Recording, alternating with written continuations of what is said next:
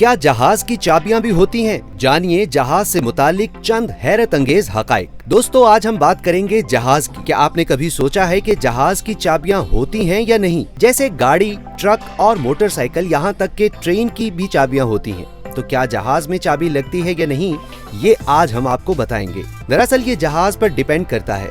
कुछ एयरक्राफ्ट्स में चाबियां होती हैं क्योंकि छोटे जहाजों को इन कंट्रोल एरियाज और बहुत सी जगहों पर पार्क करना पड़ता है।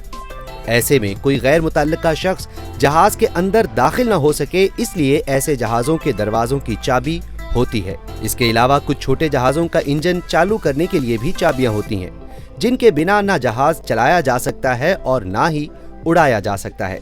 अब बात करते हैं प्राइवेट जहाज की। तो इनमें अलग अलग कंपार्टमेंट की चाबियां होती हैं और इसमें जहाज का इंजन ऑन करने के लिए भी चाबी की जरूरत पड़ती है।